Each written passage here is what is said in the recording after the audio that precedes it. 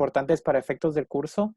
Todos en su Instagram pues tienen mucho contenido relevante y desde el Instagram se puede partir hacia algunos que tienen varios proyectos o hacia sus páginas web. Entonces eso es muy interesante y que también hay un grupo que encontramos que pues está teniendo mucha fuerza en cuanto al circuito artístico en Costa Rica, pero es un grupo bastante under. Entonces se está empezando como a mover en esos círculos. Entonces, la forma más fácil de tenerlos siempre presentes y pues, poderse contactar con ellos o poder encontrarlos como qué están haciendo, qué proyectos han realizado, en qué exposiciones están, pues la manera más fácil de hacerlo es a través de Instagram, porque mucha de esta gente, pues como es gente joven, ya viene con ese chip antiinstitucional muy marcado. Es gente que está experimentando mucho y pues es el caso de, por ejemplo, de Joseph, de FDZ-Joseph, que lo que encontramos de él que es muy interesante es el desarrollo de los videojuegos. Vamos a encontrar algunos otros artistas que no solo actúan en los videojuegos, sino que tienen la intención de desarrollarlos ya como desde un discurso artístico, desde una narrativa que parte del arte. Muchas veces estas narrativas no son específicamente como políticas, sino que lo interesante de todo esto es que ya es una narrativa artística totalmente lúdica. Se logra romper desde hace ya mucho tiempo, incluso desde los dadaístas tal vez, se logra romper con todas esas características que siempre buscan tener una cierta seriedad y formalidad en los discursos artísticos.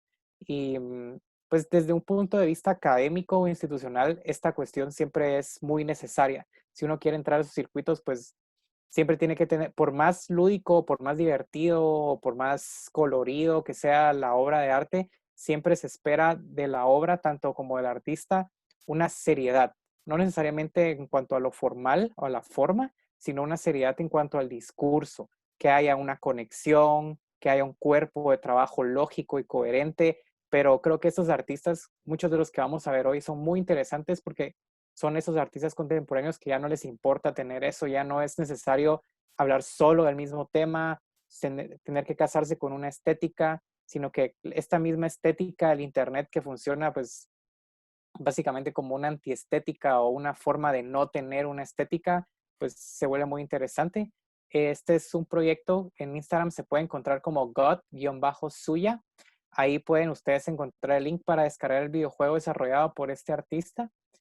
Y pues el juego se llama Body-Place-1. Es un juego bastante pequeño, se puede instalar muy fácilmente. Y pues es un juego en 2D en el cual ustedes son un personaje que tiene que escapar de la muerte, básicamente. Son como varios personajes. Entonces, creo que Orlando y no me recuerdo cómo se llama este chico que está en el grupo, también han desarrollado videojuegos. Creo que es una faceta muy interesante en la experimentación artística, el poder ir desarrollando estas otras narrativas y no solamente tener que actuar en ellas, ¿verdad? Y una pregunta que hacíamos constantemente en el curso era cómo diferenciamos proyectos que no son medios tradicionales del arte con un proyecto de arte. Por ejemplo, ¿qué hace que este videojuego sea un proyecto de arte y no solo un videojuego más? Y lo que hemos pensado también es, pues lo que había mencionado José antes de la intencionalidad y la discursividad de estos proyectos, ¿verdad? También creo que al momento de generar estos videojuegos y pensarlos, bueno, cuando se generan estos videojuegos como objeto de arte u objeto artístico, también es muy importante pensarlo dentro de un circuito del mercado. Como les comentábamos, que muchos de esos artistas, por ser muy jóvenes, ya vienen como con esa intención antiinstitucional, por ende también muchas veces se manejan en ciertos momentos como antimercado o por lo menos tal vez no anti en esa cuestión política de ir en contra y tratar de derrocar, sino solamente anti en el sentido de no tener un interés a.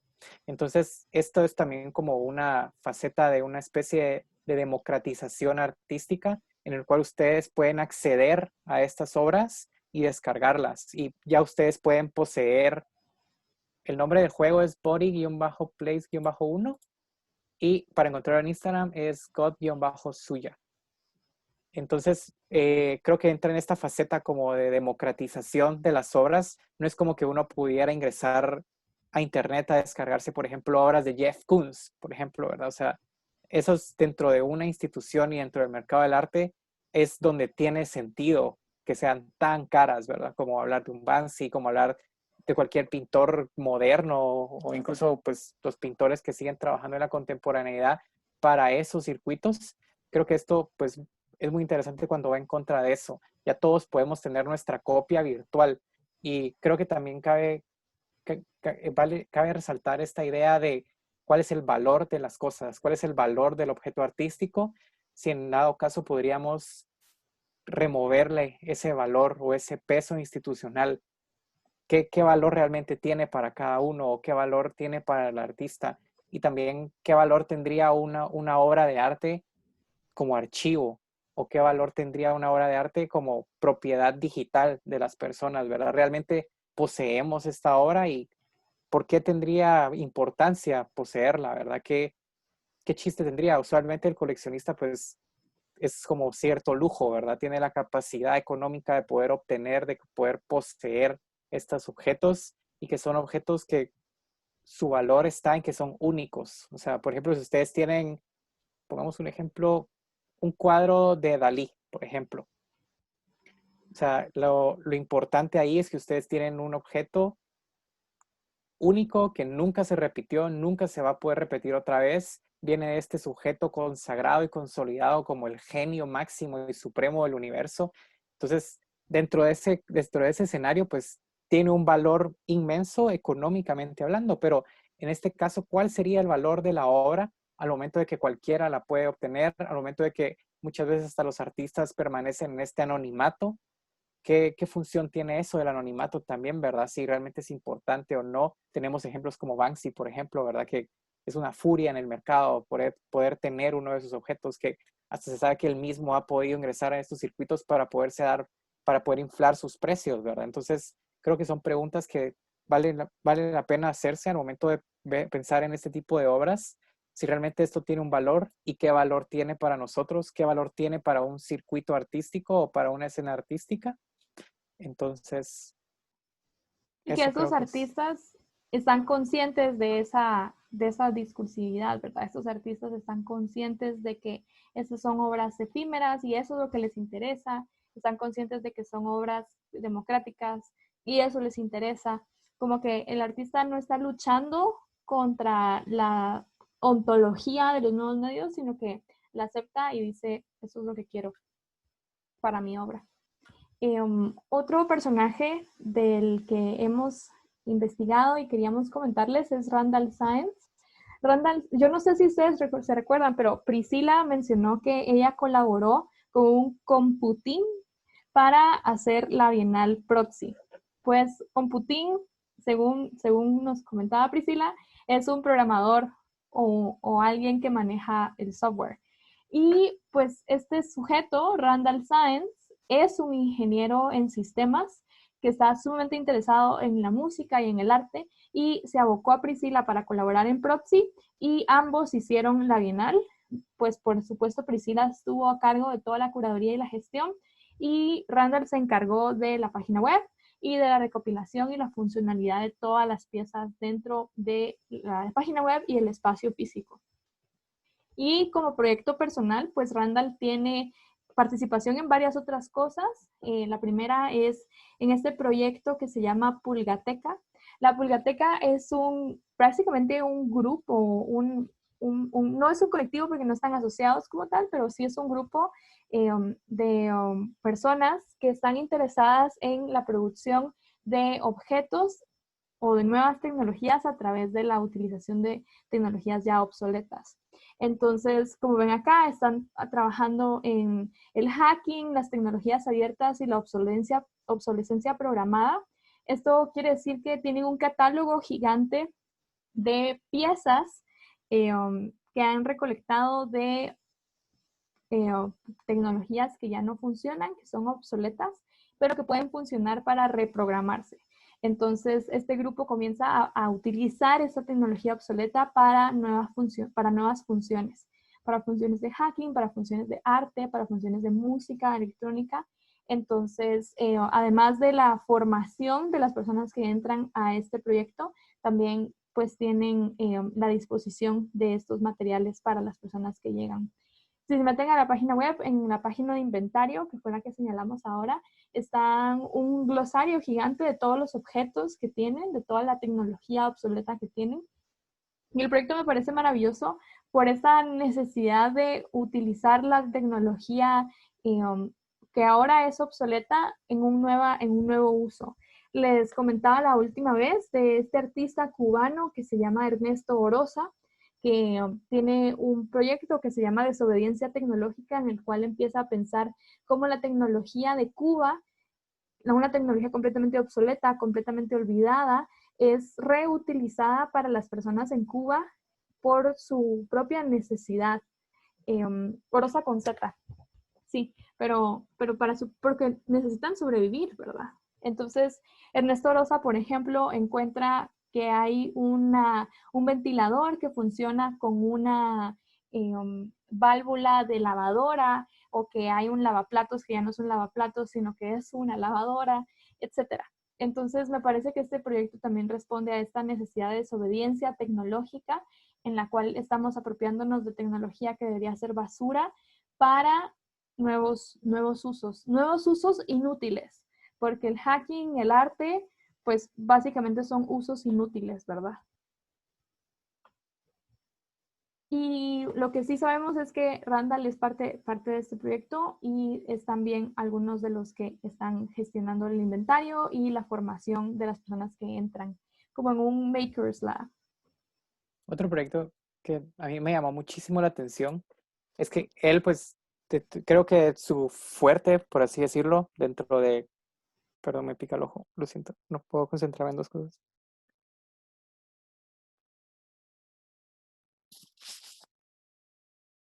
Lo siento, no puedo pensar en muchas cosas al mismo tiempo. Entonces, creo que uno de sus fuertes, como lo vamos a ver ahora, es el desarrollo musical a través del hardware y del software. Y pues tiene este otro proyecto que se llama Sonidos Androides, que ustedes lo pueden ver acá. Tiene como un menú con un montón de explicaciones para que ustedes, si ustedes lo desean o cualquier persona que lo desee, pueda producir música con su teléfono. Entonces tiene, por ejemplo, tiene capacidades y componentes, grabación, looping, pads, edición, conversión de audio, síntesis digital de sonido, manipulación de la voz, mezcla de pistas, sonido en vivo, DJing.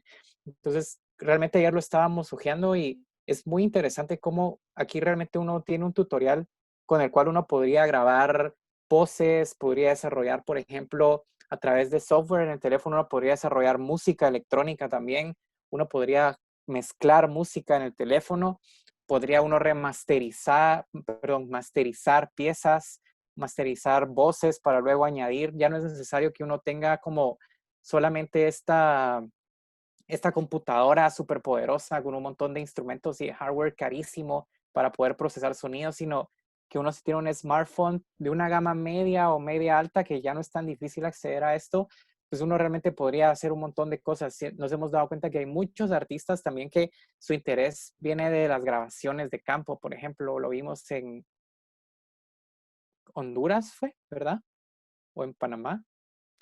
Entonces, es muy importante que podamos saber esto, ya que en algún momento nos puede interesar, ¿verdad? No solamente el desarrollo como de software, sino cómo utilizar el hardware y el software que tenemos a la mano. Y que, como les comentábamos desde el principio, desde el primer artista, como estos artistas que están como trabajando en la periferia de esos circuitos consagrados e institucionales, pues siempre tienen esta intención como de generar esa como comunidad, por así decirlo, o poder esparcir este conocimiento sin requerir una remuneración económica masiva o reconocimiento o cosas así, ¿verdad? Sino es básicamente información gratuita para el que desea acceder a ella, y con esto pues también se fomenta mucho esta cultura y esta cultura como de la anti-institución. Otra vez, no ir en contra de la institución, sino solo no querer pertenecer a ella, estar como a favor de la experimentación, que son cosas que, por ejemplo, nosotros aquí en Guatemala lo vivimos mucho. Las personas que se quieren meter en el mundo del arte, se quieren ver inmersas en esos circuitos, o pues o se rehúsan a su voz y buscan una voz que pueda ser permitida en sus espacios, o no se dedican a hacer nada más. No hay espacios experimentales, no hay gente que solo esté experimentando con ideas, con acciones, con situaciones, sino que muchos recaen en esos círculos que son un poco cerrados y pues adoptan una estética, adoptan una técnica y ahí se quedan, ¿verdad? Y que son espacios que, pues quiera que no, tal vez se ve un poco feo, pero siguen siendo un tanto como elitistas y jerárquicos y como muy así como que no te permito que entres si no haces lo que yo te digo, si no haces lo que yo hago, pero igual yo estoy arriba que vos, sino que estos son lugares que proponen una horizontalidad en el arte que pues a mí me parece genial, ¿verdad? Porque como hablábamos la vez pasada cuando estaba Chris aquí, o sea, ya no es esa pregunta de qué es arte, qué no es arte, sino la idea es generar producciones que nos puedan permitir el pensamiento, que nos puedan ayudar a tener dudas. Entonces creo que estos proyectos tienen mucha validez y son muy importantes por eso, ¿verdad? Ya cualquier persona podría ingresar a este portal, aprender a producir música, aprender a producir grabaciones, aprender a producir mezclas, masterizaciones, aprender de todo eso, ¿verdad? Ya después con esto poder dedicarse a su propia práctica, ya sea artística visual, audiovisual, sonora, musical, de composición, de dirección, lo que fuera, ¿verdad? Pero son cosas que están a la mano y dentro de sus proyectos musicales, el otro que nos interesó muchísimo fue este, que se llama Takako Coding.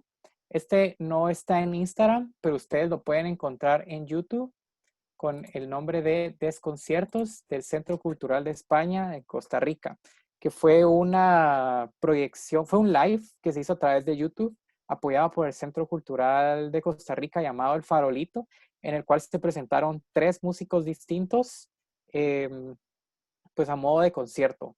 El primer músico pues era como medio post-punk, punk por ahí, la onda, que sintetizadores, una guitarra eléctrica muy distorsionada. La última que estuvo presente fue una chica, no recuerdo su nombre, pero era como muy vaporwave, synthwave, por ahí por el dark wave, mezclas de reggaetón, neo reggaetón, pues reggaetón, como esas cuestiones. Y pues luego estaba Tatacocoin, que es un proyecto, es como un grupo. Encontramos que a veces en este concierto funcionó de 2, pero también tienen otros videos donde funciona de a 3 de este mismo artista, yo olvidé su nombre, qué mala memoria tengo, no puedo manipularlo, Randall Science. de Randall, lo siento. Entonces, es un proyecto de él y en lo que hacen es muy interesante porque es live coding. Entonces, en el video, pues lo que se puede ver es esto. En la pantalla ustedes ven el código abierto donde ellos están manipulándolo en tiempo real, mientras pues el computador va generando los sonidos que uno escucha. Lo interesante es que es como una digitalización del Moog, por ejemplo. Si ustedes no conocen el Moog, es un aparato gigante como el tamaño de una habitación o como una computadora de las primeras que existían, que tiene un montón de cableados para que ustedes puedan manipular las ondas sonoras, ya sea cortadas en sierras sinusoidales, lo que sea. Y pues con estas ondas uno puede ir generando música en tiempo real, ¿verdad? Luego el Moog se digitalizó en los sintetizadores, que ahora eso se puede digitalizar o podemos creerlo como digitalizado en el live coding. Entonces, del lado derecho ustedes pueden ver los comentarios de las personas que en tiempo real estaban viendo el video. Eh, pero es muy interesante este tipo de música. Yo en lo personal no lo había visto. Había visto música generada por software, como la música de Ryoji Ikeda, pero nunca había visto cómo se podía generar esto en tiempo real. Y me parece muy interesante. De hecho, quisiera probarlo, a ver si puedo trastear o hacer algo interesante con eso. Pero, pues, dentro de lo mismo, ¿verdad? Me imagino que ha de ser un programa de código abierto en el cual uno podría, pues, solo desarrollar estas piezas musicales, pero, y que también el fondo que se ve como que si fuera aceite con agua en el asfalto, pues también eran visuales que se estaban generando en tiempo real mientras ellos estaban produciendo la música. Y lo siento. Yo solo quería agregar esta como necesidad educativa que tiene el Internet como un espacio democrático también. Digamos que todos tenemos cierto conocimiento que necesitamos compartir y lo compartimos a través de tutoriales, lo compartimos a través de páginas web, de tweets, como que hay una necesidad inherente en utilizar el Internet para difundir conocimiento que puede ser útil. Y me parece genial que Randall en específico tenga un interés con el compartir conocimiento de cómo se hacen los procesos que él mismo hace, ¿verdad? Con este proceso de pues la librería de dispositivos para poder generar nueva tecnología, que es igual un proceso colectivo de formación, el proceso de Protsi, que también tenía una parte formativa súper importante, tanto en línea como fuera de la línea, y pues finalmente todo lo que hace con el código y el sonido. Entonces, Randall en específico me parece una figura interesante y Priscila también la mencionaba en otras conversaciones como una figura interesante desde el interés de compartir conocimiento y compartir información, que es algo que tampoco muchos artistas están ocupados o preocupados por hacer. Entonces, esta parte del DIY, como del do it yourself, y luego compartir lo que se hace, me parece muy, muy interesante de su perfil en específico. Y después tenemos a Daniela Sánchez. Como les comentábamos al principio, este es un grupo pues mucho más joven, mucho más alternativo, antiinstitucional por completo. Daniela Sánchez es parte de un colectivo también de artistas que están trabajando en la estética del Internet y los nuevos medios. Me encantaría que Fernando estuviera acá porque Fernando escribió una reseña sobre una exposición en la cual estuvieron estos artistas de las que vamos a hablar. Creo que es la 25, la diapositiva de la noticia que escribió Fernando. Esta fue una exposición que se hizo en la Galería Subsuelo, de la que después vamos a hablar. Pero volviendo a Daniela, la práctica de Daniela en Internet o con los nuevos medios va a estar sobre todo influenciada por el videojuego de los Sims. Me imagino que ustedes se recuerdan que en algún momento de nuestra infancia, adolescencia, estábamos todos obsesionados con el juego de los Sims. Los Sims eran una especie de segunda vida en la cual este avatar que nosotros controlábamos tenía ciertas necesidades básicas para vivir, como comer, ir al baño, dormir, y nosotros teníamos como usuarios que prácticamente vivir la vida de este sim, hacerlo, cumplir sus necesidades y luego interactuar con el mundo real de la plataforma. Eva y Franco Mates, los artistas de los que hablábamos en la primera sesión, también tienen piezas donde trabajan con los Sims o con este otro realidad que se llamaba Second Life, que es lo mismo, ¿verdad? Nosotros como avatares podíamos vivir una segunda vida digital en el Internet. Y pues Daniela Sánchez tuvo su última exposición recientemente. Es una exposición curada por dos curadores mexicanos que se llama Latin Chat. Esta exposición incluía artistas latinoamericanos, especialmente mexicanos, a dos costarricenses, otros argentinos, y pues estaba pues exhibida desde internet en una especie de blog. El link lo tienen también en los links, y creo que si buscan Latin Chat con los 4 en vez de las A, lo encontrarían en internet. Justo así. Así, todavía está montada. Salió hace poco, creo que fue hace como 2 semanas que salió. Sí. Es muy, muy reciente.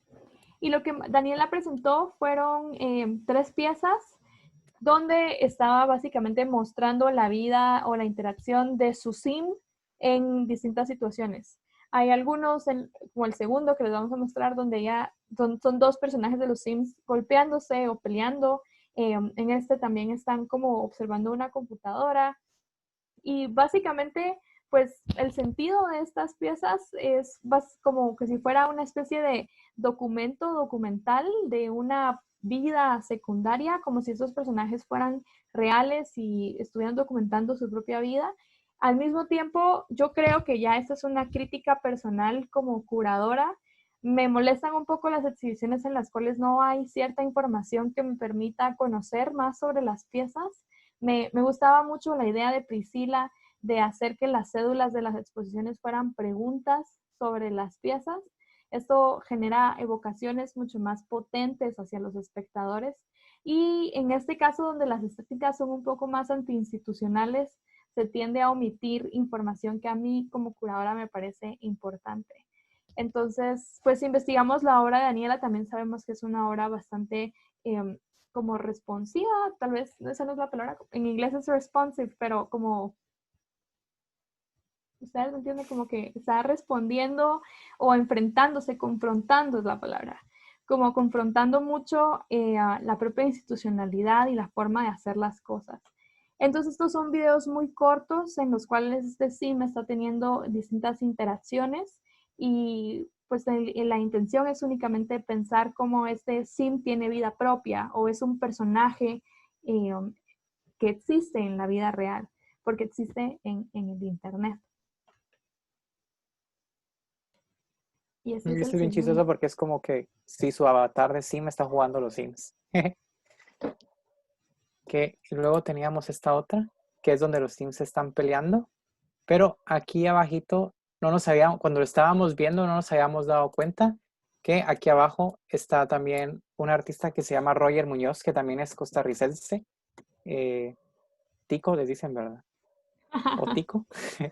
Em, que él es el que pues ahorita es como el centro de atención de todo esto, porque él está llevando una galería que pues la que les vamos a mencionar luego, que se llama Subsuelo, pero él también estábamos viendo justamente hoy hace un ratito, ya no lo pudimos agregar acá, se los podría mostrar, si no sé si se los puedo mostrar en Instagram, pero él generó pues él tiene como una especie de alter ego. Es un poco difícil también lo que hablábamos al principio sobre que estos son artistas que van muy en contra de la institución y son como un cacho under, porque lo complicado es que cuesta bastante como recopilar información sobre los proyectos que están desarrollando, ya que no hay información institucional o información curada de la cual nos podamos valer para saber exactamente qué es lo que están haciendo, sino que muchas de las cosas que podemos ver, pues hay que ir atando cabos, uniendo hilos, viendo en dónde estuvieron y así poco a poco es donde se va encontrando información. Pero lo que voy es que él también tiene esta interacción o esta forma de participar en la cuestión artística, en los procesos artísticos, a través de los Sims. Tiene un personaje, no me recuerdo cuál era su nombre, lo voy a buscar ahora, pero tiene este personaje que él creó y que es el personaje que utiliza él como avatar, pero hoy estábamos viendo que también lo utiliza como avatar en los Sims. Entonces nos pareció muy interesante. Él se encuentra como Ratatrampa. Tal vez Ahorita les puedes voy a... compartir la pantalla para verlo. ¿Lo muestro? Sí, Ok. sería interesante verlo. También, pues, hablar de los Sims como proyecto o como espacio de arte es una conversación increíble porque pensamos ya lo que Priscila mencionaba como una hiperrealidad, una segunda vida completa, ¿verdad? Un nuevo personaje, la existencia de un cuerpo virtual que nosotros controlamos, el traslado completo, ¿verdad? De nuestra vida al Internet.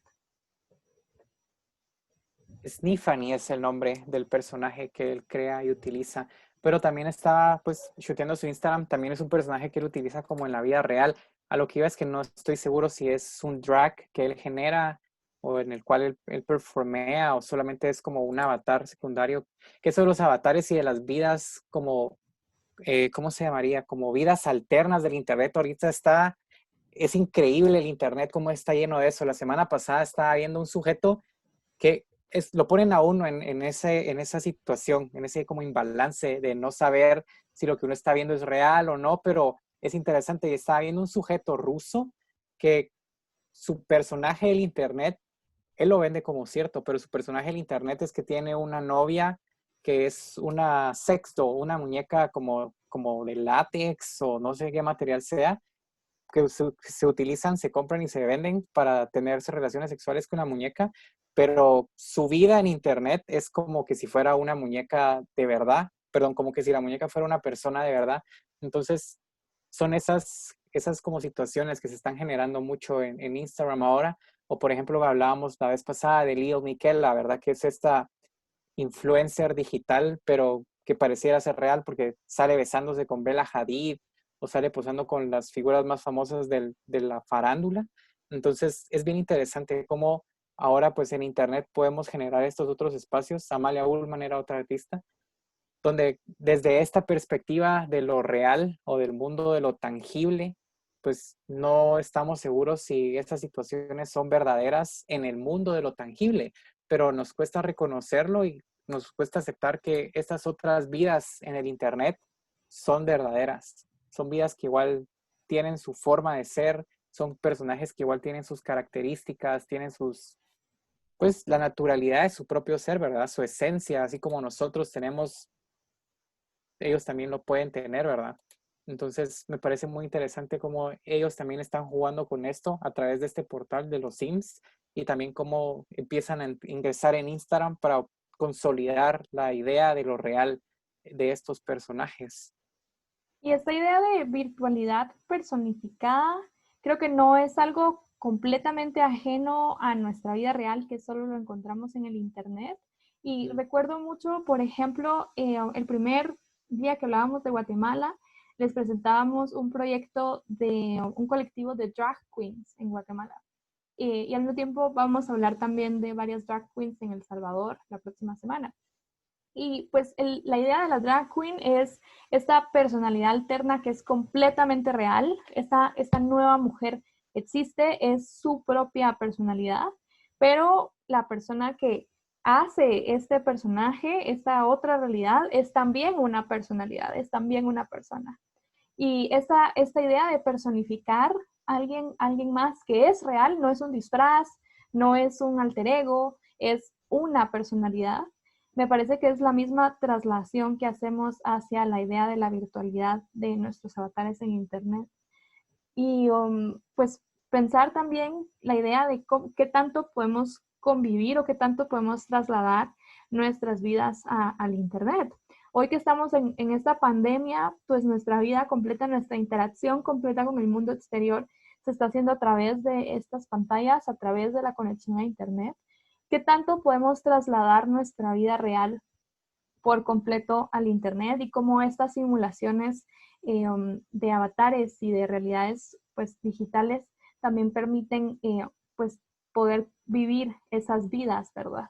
Yo recuerdo mucho que cuando era una adolescente tenía un avatar en Second Life y era mi forma de ser adulta. En Second Life era adulta, entonces podía consumir drogas y estar como coqueteando con hombres en la virtualidad y eso en mi adolescencia era increíble, caminar por la calle, volar, manejar un carro, como que me permitía hacer todas estas cosas que en la vida no podía, ¿verdad? Gracias por mostrar el proyecto Okay, de Raza Trampa. Ahora voy a... Ah, solo les quiero enseñar. Lo siento. Es que miren, esto es genial. Es así, súper mega paréntesis, pero se llama Margo-Party. Entonces, este es el Instagram de la muñeca. Y es como es solo muy extraño. Y este es el dude que es como el comprometido de la muñeca. Entonces, la idea es que es como una influencer, ¿verdad?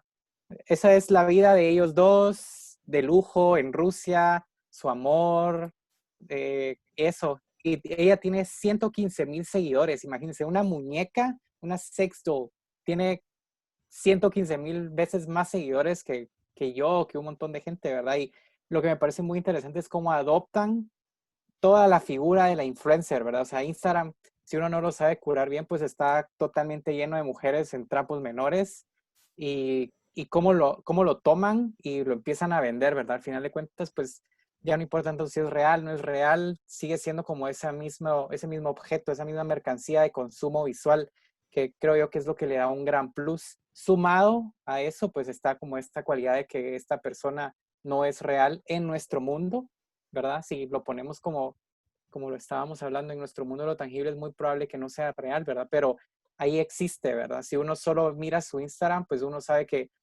este personaje pues vive, se alimenta, se transporta, se maneja, siente, comete todas las acciones que nosotros también cometemos en nuestro diario vivir, ¿verdad? Entonces, si les parece interesante o solo les parece muy extraño y muy bizarro, pues igual los invito a darle follow.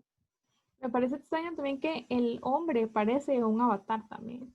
No, pero él sí es real. Él es cuando son como las entrevistas en la televisión, es el que él sale cargando a la muñeca para ingresar a los espacios. Es una cosa increíble. Voy a conseguir una para poder hacer mi Instagram. Así conseguiría 115,000 seguidores.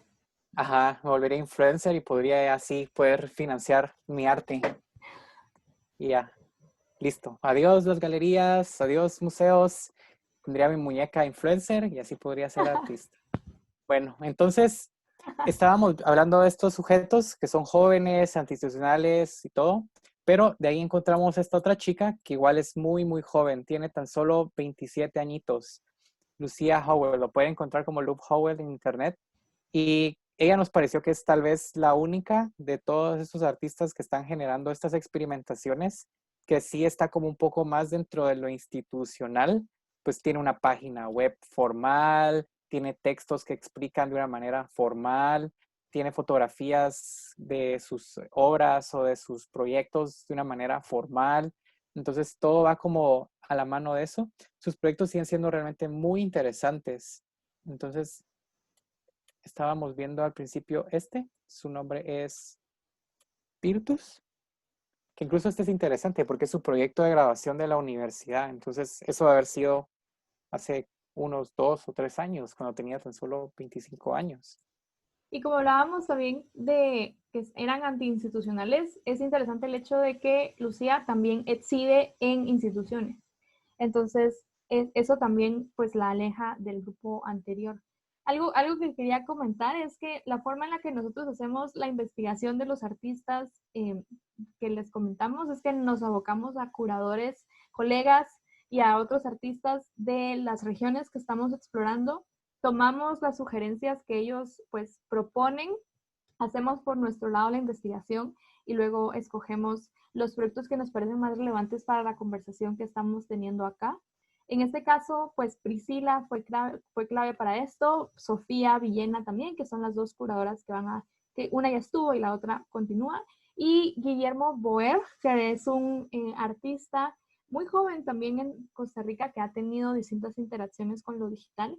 Me imagino que Marisa, tú tal vez lo conoces porque estuvo en Proxy y en Teorética y es como, creo que de tu misma generación. Amor de gente, además. Pero, pues Guille también nos ayudó bastante con este proyecto. Y Virtus, en este caso de Lucía, es una instalación digital, como la mayoría que ella también va a tener, pues el trabajo de Lucía es un poco más poético, está hablando también de la interacción del cuerpo, de la ausencia, del pasar del tiempo, del pasar del espacio, y en este caso lo que ella está haciendo es pues, experimentando con estas proyecciones sobre el espacio, y esas proyecciones vienen de un software que manipula la imagen que está afuera de su casa. Entonces, lo que está adentro del espacio es esta manipulación digital de la imagen y lo que vemos es una especie de fantasma o espectro de esta misma imagen. No sé si me puedes pasar al siguiente. Claro. Gracias. Este es Pues interesante porque está dividido en dos partes. La primera parte es la que estamos viendo acá. La segunda parte son una serie de pinturas ya hechas pues de una manera convencional. Pero esta primera parte estábamos viendo que es un video, igual les va a llegar el link para que ustedes lo puedan ver, pero los objetos que utiliza sobre su cuerpo son objetos igual realizados digitalmente en un programa de diseño, luego impresos a través de láser, y ya estos espejos pues ella los utiliza en su cuerpo para generar pues este video que es como una especie de GIF, por así decirlo, una especie como de imagen escultural, GIF, pintura interactiva, más o menos, no interactiva, pero ¿cómo podría llamarle? Como pintura cinética, tal vez. cinética quizás. Y luego de este video y de estas formas que ella genera con la luz y los espejos, es que luego genera las pinturas ya en un plano convencional, ¿verdad? Pero nos pareció también interesante esto, que no es solamente una fotografía y aparte que no es tampoco como un video de lo artístico con producción, sino solamente es un pequeño video, como asimilando mucho la estética de Instagram o tal vez una estética ya post-Tumblr en Instagram, ¿verdad? Y que hablábamos en algún momento que la idea del post-internet es pensar la realidad contemporánea después del internet y cuáles son las cosas o las estéticas, las imágenes, los procesos, las relaciones que el internet ha inmiscuido en la vida real. Entonces el post-internet va a diferenciarse del net art porque no precisamente está hecho en internet, sino que aborda temáticas de nuestra vida contemporánea que no hubieran sido posibles si no hubiera aparecido en internet. Entonces, pues esta imagen que Lucía está haciendo en este video es una imagen que completamente se asimila a lo que estamos viendo que está produciéndose en internet. Entonces, nos parecía muy interesante que las pinturas que está haciendo después también estén asimilando la estética de nuestra vida hoy después del internet. Que yo digo que el internet debería ser la nueva calendarización y debería estar el 0, el año en el que se inventa el internet, y deberíamos decir así como, sí, yo nací en 1996 antes del internet, o algo así, porque es un evento tan importante que partió la historia. Podría ser. Hace como un año participamos en un conversatorio que era sobre, ¿cuál era el tema del conversatorio? Pero lo estaba dirigiendo Rosina Casali con su colectivo Laika, que es un colectivo que ella pues generó aquí en Guatemala junto a Anabela Acevedo. Y pues hicieron este pequeño como conversatorio que se llamaba Pasos a Desnivel, que se estaba haciendo para conmemorar la publicación de un libro que se publicó como en el año 2000-2002 y que hablaba sobre la escena local del arte. Entonces, dentro del conversatorio hicieron pues varias ponencias, algunas sobre performance de la época, pintura, pues cuestiones muy políticas, pero entre todo eso nos dieron un pequeño espacio para hablar como la tecnología y el arte y cómo algunos artistas jóvenes nos está influenciando y nos está como llevando de la mano para producir. Y nos parecía bien chistoso que al final se nos acercó una señora, bueno, ya era señora, no sé, bueno, era una mujer que se nos acercó a hablarnos, no sé quién era. Dios dice que es alguien importante, pero no me recuerdo cómo era su nombre. La cosa es que se nos acercó esta señora, mujer, perdón, y nos preguntó que cuál era nuestro momento wow del internet. Al momento fue muy chistoso porque fue así como, bueno, no lo sé, ¿verdad? Todos los días es un momento wow, pero lo que dice ahora Dios es muy importante, ¿verdad? Que hay un momento en el que nuestra vida cambió por algo del internet.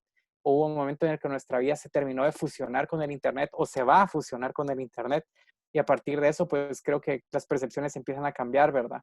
Creo que hay muchas maneras en las que pueden pasar y tal vez creo que sí pasaría que todos podríamos tener un momento en la vida en el que terminamos de vernos inmersos en esta nueva ola, ¿verdad? Y pues solo nos traga y ya morimos. Otro proyecto muy interesante de ella es este que se llama A Dog Study, que son imágenes que ella obtuvo de su perro a través de un software, pues hizo como una especie de maqueta que luego ya pues trajo a la vida a este mundo de lo real, como que si fuera una especie de, ¿cómo se le llama esto? Como de peluche que asemeja al cabello de su perro, pero nos pareció muy interesante que dentro de pues esta extracción de la imagen, conversión de la imagen, generó este pequeño panel de color amarillo que pueden ver aquí al centro de la pantalla, que el cual pues era solo una abstracción de la imagen del cuerpo de su perro, pero era interesante que este objeto pues estaba unido a un sensor de audio, entonces sí, un sensor que captaba el audio y respondía al audio, entonces si alguien se acercaba, hacía bulla, daba un paso muy fuerte, pues el sensor vibraba, ¿verdad? Creo que era una forma interesante de darle vida en lo digital a su perro también. Ya no era solamente como esta imagen que pues se extrajo, produjo y luego imprimió y ya continuó produciendo, sino es una especie de extraer esta otra vida y ponerla en un espacio digital igualmente funcional. Es una reacción, no sabemos si es una reacción netamente instintiva o digital, pero igual sigue siendo eso, ¿verdad? Sigue siendo esa contraposición. Por ejemplo, Michel Serres mencionaba que los cuerpos que no se mueven están muertos, que los cuerpos que se mueven están vivos, y lo hacía como en comparación al arte. Ya luego yo lo pensaba, cómo es la pintura un objeto muerto, ¿verdad? No tiene esa capacidad de reaccionar, no tiene esa capacidad de vivir, no tiene esa capacidad de cambiar, sino ya está, es como un cadáver, ¿verdad? Ya solo es esa roca que está ahí para que nosotros la podamos apreciar. Obviamente, pues no es para demeritar la pintura tampoco, ¿verdad? Pero a mí me parecen muy interesantes, me atraen mucho estas obras que responden a los estímulos, como las obras de Rafael Lozano Hemer, por ejemplo, ¿verdad? Que son cosas que están situadas en un espacio, pero que Así como nosotros reaccionamos ante ellas y nos afectan, ellas también pueden reaccionar ante nosotros y las afectamos, ¿verdad? Tal vez, por ejemplo, en este caso, no es como que lo vamos a afectar y vamos a cambiar su forma totalmente, pero sí vamos a generar un cambio o una reacción, un movimiento, tal vez un desplazamiento muy corto o solo una reacción, por más simple que se oiga. Creo que eso le da una añadidura muy importante a estos objetos artísticos porque los ponen en una cuestión de vida, tienen ya una energía, tienen ya una forma de cambiar y no siempre son lo mismo. Esa salida de lo estático del arte para mí es muy interesante. Me recuerda mucho, por ejemplo, hablamos en algún momento cuando hablamos de Honduras del proyecto del artista Pavel. Pues Pavel también tenía un interés en la representación gráfica del sonido, pero eran pues una especie de espectro sonoro que quedaba en físico e inmóvil, como lo está mencionando José. Y aquí creo que pues Lucía lo que está haciendo es también trabajando con esta idea del sonido, pero haciéndolo en un aspecto vivo y orgánico, ¿verdad? Como cómo se ve el sonido del espacio, cómo se ve el entorno en el que estoy, cómo se ve mi cuerpo cuando hace cierto sonido que es inevitable hacer, qué sonidos son inevitables al cuerpo, por ejemplo, cómo represento mi espacio ya no a través de la imagen, sino a través del sonido. Entonces, pues esta pieza me parecía hermosísima para también plantearse la relación que tenemos con los entornos y los objetos. Los objetos están ahí para nosotros, pero también se afectan cuando hago algo con ellos, ¿verdad? Sus vibraciones están en constante como fluctuación y dinamismo a través de las relaciones que yo tengo con ellos. Y esta obra pues solo ejemplifica eso. Y me parecía muy hermosa. Y luego, pues el trabajo de Lucía es también parte de esta generación muy joven de artistas.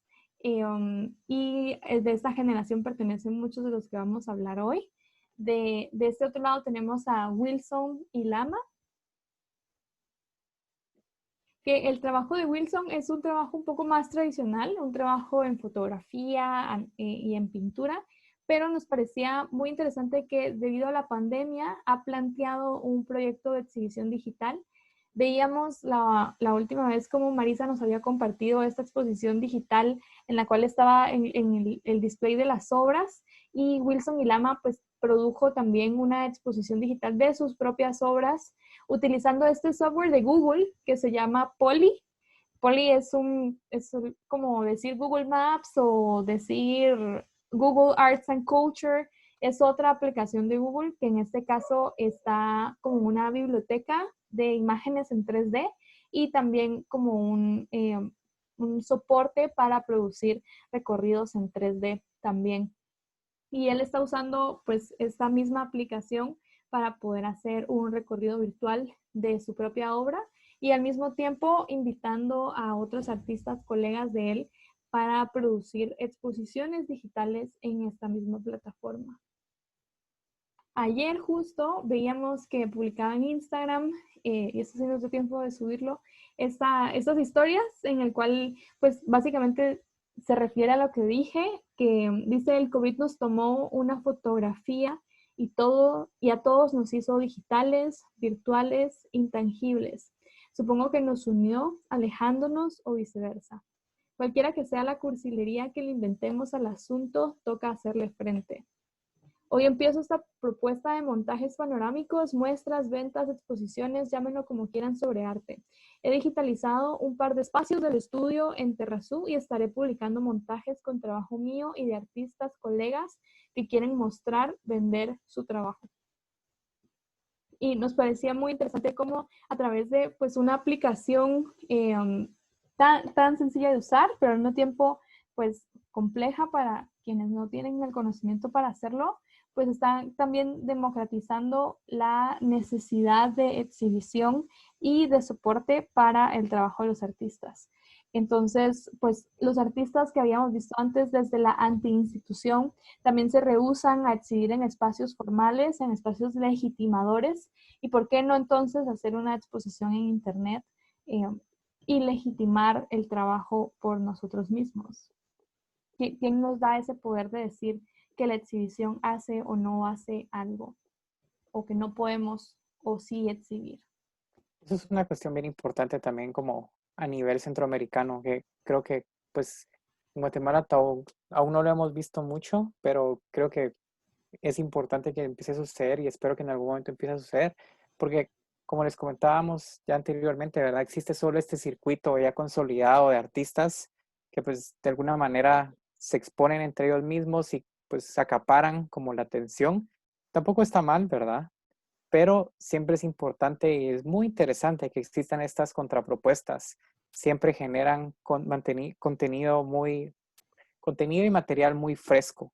Propuestas que, como vemos, ¿verdad? Son a veces, nos preguntamos por qué son arte o nos dejan así como, ¿qué rayos es eso? ¿O por qué estoy viendo eso? ¿De qué va eso? Pero es muy importante y también creo que dentro de la contemporaneidad, como se los he dicho, es más importante tener dudas en cuanto a lo que vemos que solo seguir leyendo verdades, ¿verdad? Y que todos estos proyectos creo que lo empiezan a proponer nuevas formas de producir las cosas, nuevas formas de ingresar a la práctica artística y es muy importante, ya que nuestro sistema pues ya es bastante obsoleto y bastante anticuado. Ya no solamente debería ser circuito de galería y luego de museo, sino yo sí siento que a nivel regional nos falta muchísimo, muchísimo tener esos espacios solo de experimentación. Y que, por ejemplo, en el caso de Guatemala es muy difícil poder tener espacios físicos que se puedan dedicar a esto porque son muy caros.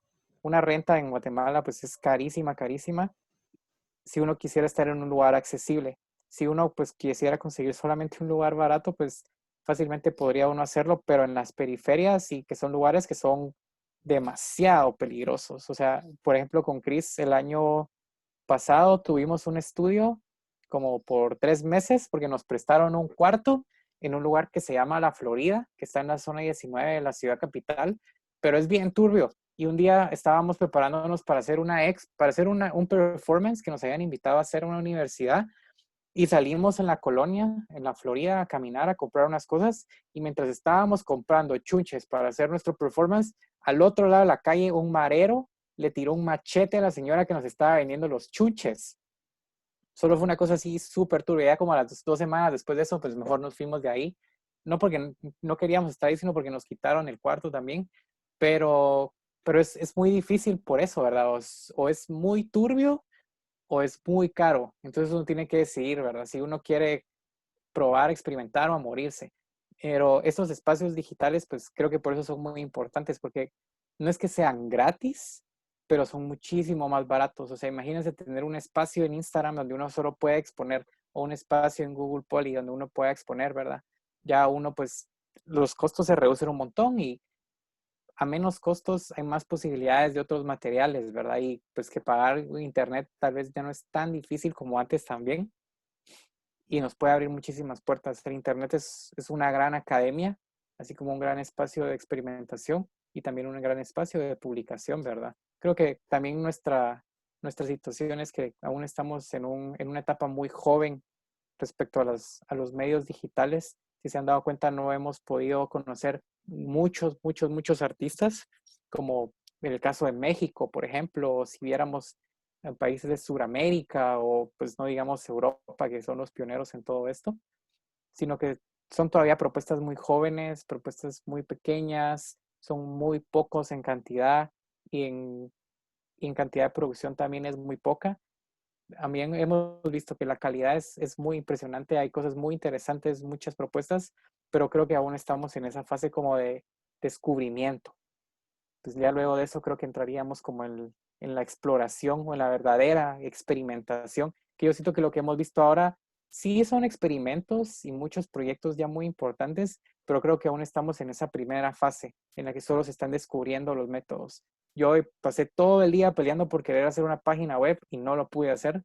Entonces, creo que todavía estamos como en esa parte, bueno, yo estoy en esa parte en la que todavía no conozco las herramientas a cabalidad, pero creo que luego de eso, pues va a ser muy interesante cuando ya podamos empezar a fusionar todas estas herramientas con pues, nuestros verdaderos intereses o nuestros verdaderos problemas contextuales, locales o del imaginario al que pertenecemos, ¿verdad? Van a empezar a surgir cosas muy, muy, muy interesantes. Y dentro de todo eso el imaginario, pues encontramos este otro proyecto que se llama El Conejo de Escalante, que también Priscila lo mencionó, que estuvieron participando en Proxy para The Wrong. Y pues a mí lo que me pareció muy interesante de esto es que son una cuenta de memes, estuvieron en una bienal. Y creo que pues a mí me gusta mucho toda esta cultura del meme, de la cultura memética, porque son como imágenes o son pensamientos que muy fácilmente se les pudo haber ocurrido a un artista. Por ejemplo, la vez pasada estaba viendo una, no sé si se dieron cuenta que esta semana, bueno, no sé si a nivel mundial o solo fue en Guatemala, pero se puso de moda, por lo menos aquí en Guatemala, esta aplicación del FaceApp. Entonces, esta aplicación del FaceApp, uno se toma una foto y si uno es hombre, se puede ver como es mujer. Si uno es mujer, se puede ver como si fuera hombre. Si uno es hombre, se puede ver como si fuera más hombre, ¿verdad?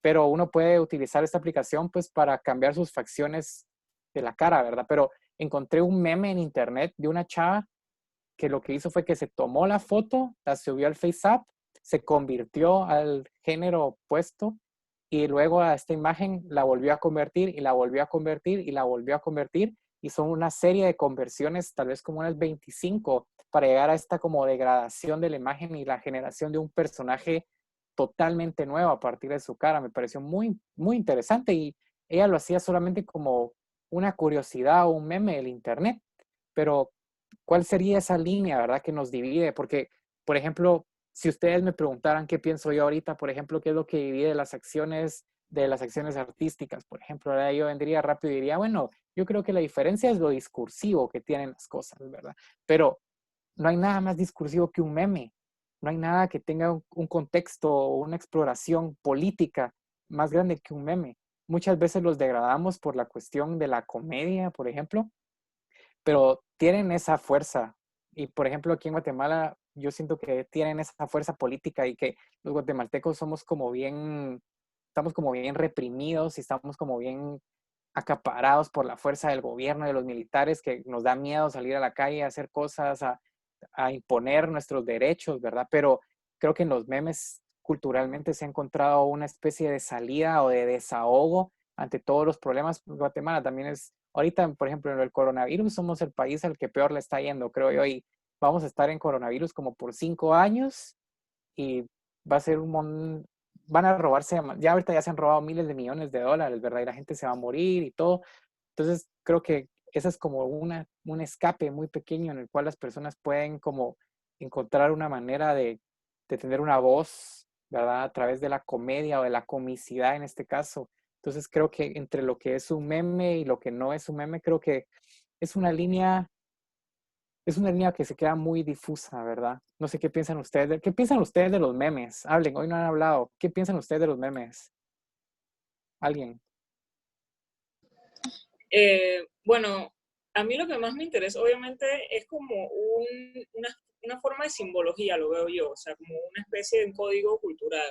Pero a mí lo que más me interesa es ver memes de otros países, pues, porque obviamente uno no entiende totalmente esa cultura, ese lenguaje, y creo que lo hago porque una especie de nostalgia, como cuando uno comienza a usar el Internet cuando uno estaba súper joven, pues los que tuvimos el Internet muy jóvenes y que entramos y no entendíamos la mitad de las cosas, y ya se volvió como que nuestro lenguaje natural.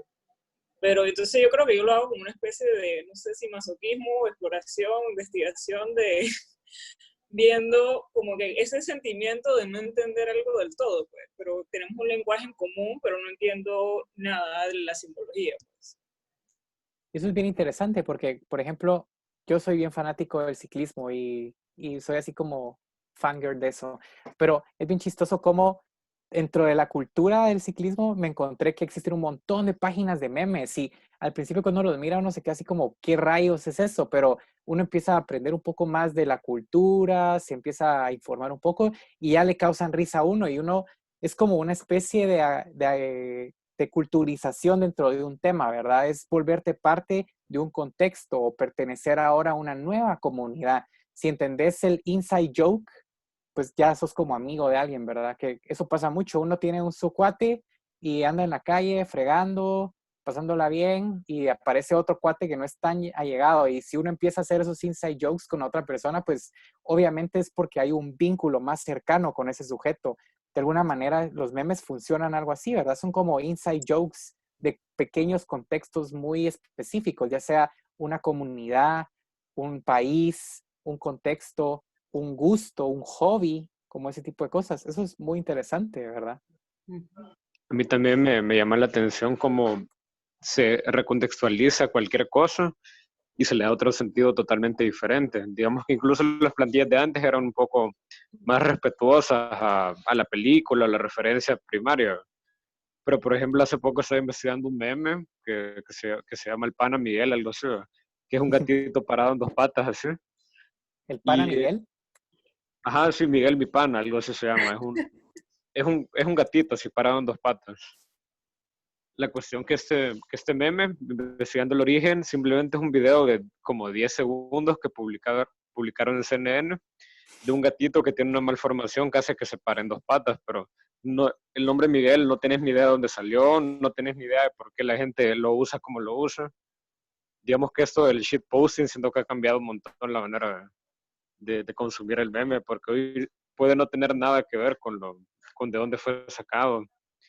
Y también me llama la atención que, digamos, aquí se usa bastante en política. Yo tuve un amigo que de hecho trabajó haciendo memes para un partido político hace un tiempo, ¿no?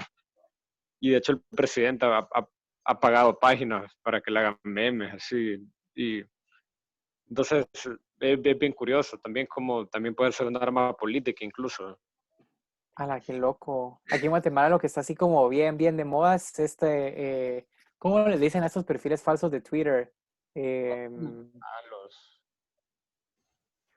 Los net centers. los net centers. Los net centeros aquí son así el pan diario de todo el mundo. Son tan chistosos, pero creo que entran dentro de esa misma cultura de los memes, ¿verdad? Y sí han cambiado. A mí lo que me parece muy interesante también de los memes es la manera en la que se crean, se desarrollan, llegan a ese cenit, a esa cúspide en el que están así en caliente, se empiezan a reproducir, a viralizar y de repente solo mueren.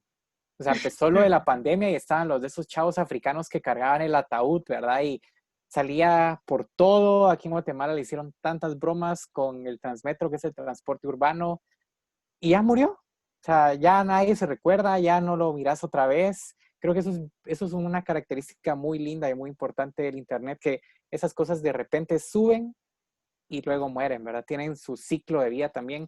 De alguna manera, pues son como un proceso también vivo, ¿verdad? Son un organismo que igual funciona, que reacciona y acciona en el mundo del Internet y en el mundo fuera del Internet, ¿verdad? Uh-huh. Yo no tengo vocabulario para hablar de arte, pero a mí lo que me llama la atención siempre es como lo plano, ¿no? Y también como la idea del collage también con el meme. Yo doy clases de español, ¿no? Y una de las cosas que hacemos en clase es hacer memes, pero los hacemos a mano, ¿no? Con revistas. Entonces, no sé, hay algo tan, no sé, lo juguetón, como mencionaba José, pero también lo manual, ¿no? No sé, en Honduras decimos chambón, ¿no? Que no está bien hecho también, ¿no? Que hay algo apresurado o mal logrado. No, de la imagen. Súper. ¿Qué más piensan ustedes de los memes? A mí lo que me gusta es la rapidez con que lo sacan. Por ejemplo, aquí hacen una conferencia de prensa y a los 10 minutos menos, ni ha terminado la conferencia de prensa y ya lo están bombardeando con memes. Esa astucia, ese ingenio, esa rapidez me impresiona. Y cabal, lo que decía, de que se ponen, se llega a su pico y se mueren. Pero sí, eso es lo que me gusta. Qué cool. Muchas Me gracias gusta por... mucho pensarlos como una nueva literatura. Digamos que me parece increíble cómo hay memes que son tan complejos porque requieren como tanta asociación de conceptos, asociación de momentos históricos, contextuales, culturales, coyunturales, asociación de personajes y sus símbolos. Como que la idea de de la literatura de Borges era que era un complejo gigante de ideas del pasado, de ideas del presente, como un collage o una composición de la cultura. Y me parece que Borges como que se adelantó al meme al pensar en esa complejidad de la simbología de estas imágenes, porque además, pues o sea, el meme sin texto no está completo, ¿verdad? Hay una necesidad ahí de agregar lenguaje a esta imagen para completar como su ciclo de conceptual. Entonces, a mí me encanta cuando los memes no los entiendo o cuando son tan complejos que tengo que tomarme como un minuto para asociar la imagen. Y lo que más me gusta es el hecho de que cada imagen como cada imagen específica tiene una simbología, ¿verdad? Como que el perrito mamado y el perrito chiquito significan algo y entonces puedo agregarle texto y significado a esta imagen que significa otra cosa, ¿verdad? Como que no podría usar el meme para un chiste que no es para el chiste que el meme está diseñado para hacerse. Entonces, esa parte del meme me fascina. Yo estoy como fascinada por cómo se interactúa con esta nueva imagen. Para la próxima pandemia vamos a hacer un curso de memes mejor. Uno de los que más me gustó de esta página era de artista de Costa Rica, Starter Pack. Esos del Starter Pack son geniales, porque es así la conceptualización del cliché. Yo digo que los memes sí son arte. Entonces me da risa porque los artistas de Guatemala son iguales que los ticos. Como los de ese circuito, ¿verdad? Tienen las botas Dr. Martens, se quieren ir a una residencia a México, toman vino. De caja, porque son pobres también. Sí, algunos. Bueno, lo único que no tenemos es lo del museo, ¿verdad? Porque somos más pobres. Y eso. No sé si alguien más quisiera agregar algo sobre los memes. O concluimos que son arte. Y luego... Perdón.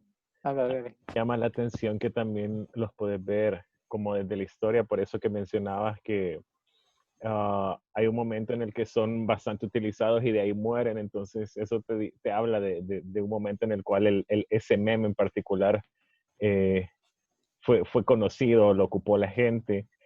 Y hay una cuenta en Instagram que se llama Memeteca Nacional, entonces ese término me encantó, una memeteca.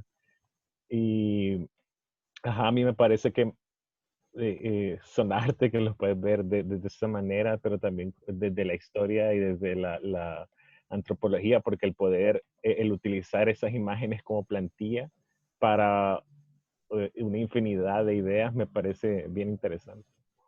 Y como esa infinidad de ideas está tan relacionada a la vida cotidiana, ¿verdad? O sea, como yo puedo relacionarme a esta imagen que representa otra cosa a mi vida personal, ¿verdad? O sea, como I really felt that, ¿verdad? Y que rompe con toda la formalidad del asunto.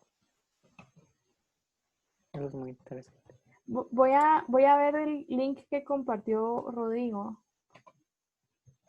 Nada más es un Instagram del pana Miguel, el gato. Quedaron con el pendiente. Gracias, sí, gracias. Fijo. Follow instantáneo. La verdad es que me dio mucha risa cuando Patricio dijo lo de la memeteca porque me parece extraño que no sea como el memesódromo.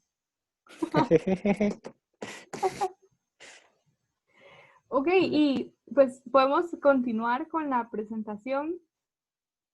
Por cierto, hay una tesis de un guatemalteco que se llama Víctor Arredondo, que se trata sobre la literatura en el Internet. Y él aboga en esta tesis por cómo los memes, los tweets y la antiliteratura son la nueva literatura. Entonces él está hablando, por ejemplo, de cómo leer una Wikipedia se volvió a leer la enciclopedia, de cómo leer un tweet es también la lectura de una novela cotidiana o de un diario. Él también menciona a pues un escritor muy popular hoy en día que se llama Kenneth Goldsmith, que inventó lo llamado como antiliteratura, porque Kenneth Goldsmith va a hacer libros que no son literatura. Por ejemplo, tiene un libro que se llama Traffic o Tráfico, donde lo que hace es escribir todos los reportes del tráfico de un día en Nueva York. Y ese es el libro, esa es la novela, ¿verdad? Tiene otro que se llama Deportes, Sports, donde lo que hace es narrar todas las narraciones de partidos de fútbol que pasaron ese día en el mundo. Y así, ¿verdad? Entonces, como que, ¿qué es literatura hoy? Porque todas estas ideas que están como formándose en nuestra contemporaneidad, también son texto, también son lenguaje, y entonces, pues si son historias de hoy, ¿por qué no pueden ser literatura? Y él aboga también porque el meme entonces se está convirtiendo en una nueva característica del lenguaje y de la asociación de imagen y lenguaje. La voy a buscar porque sé que la tengo en algún lado y se las voy a pasar porque me pareció súper interesante, además porque es un guatemalteco el que está proponiendo esta tesis para una licenciatura en letras y comunicación. Entonces, los voy a pasar. Y teníamos a continuación pues la Galería Subsuelo. La Galería Subsuelo es un proyecto de Roger Muñoz, que fue el artista que mencionamos como Ratatrampa en Instagram. De nuevo, pues buscando la alternatividad de espacios y la antiinstitucionalidad, la generación de una galería independiente que igual pudiera mostrar el trabajo de artistas jóvenes. La primera exposición de la galería incluyó a muchísimos de los artistas que vimos hoy en el curso. No sé si me puedes cambiar, listo. En este pues post pueden ver que están como muchos de los artistas de los que mencionamos hoy. Hay otros que nos parecía que habían hecho más que todo ilustración digital y por eso no lo incluimos. Pero pues de alguna manera hay un interés en Costa Rica latente por la generación de proyectos alternativos por esta misma necesidad crítica, que me parece muy curiosa porque Costa Rica es de toda Centroamérica el país que tiene más instituciones formales hacia el arte contemporáneo. Tenemos a Teorética, que es una de las instituciones más poderosas de Latinoamérica. Tenemos también el Museo de Arte Contemporáneo y Diseño de Costa Rica, que al mismo tiempo se proyecta siempre muy fuerte desde la participación de Virginia Pérez Ratón hacia el área centroamericana. Están otro montón de instituciones como el Centro Cultural de España, que tiene una fuerte como radicalidad ante ciertos discursos. Entonces, pues de todos los países centroamericanos, Costa Rica es sin duda el que mejor está en cuestión de institución, y por eso me resulta muy curioso que hayan también artistas que estén hacia la anti-institución, ¿verdad? Como que estos artistas también están exigiendo nuevos espacios. Yo como curadora que en algún momento estuve también persiguiendo el interés de un espacio independiente, pues este espacio que manejaba Manifesto Espacio, donde producimos algunos de los proyectos que mostramos cuando hablamos de Guatemala, tenía la misma intencionalidad de ser alternativo, independiente, de buscar discursos más frescos, pero yo siempre estuve muy preocupada porque esta nueva institución independiente se formalizara como una institución reconocida. Como que quería que mis exposiciones igual parecieran una exposición, que mi galería igual pareciera una galería, que los panfletos, las cédulas, el texto igual fuera el de un proyecto pues expositivo, pero que estuviera desde la alternatividad. Y aún así hay otros proyectos como este Subsuelo que están rompiendo completamente con siquiera esa noción de institución, ¿verdad? Como reexigiendo una nueva reconfiguración del espacio.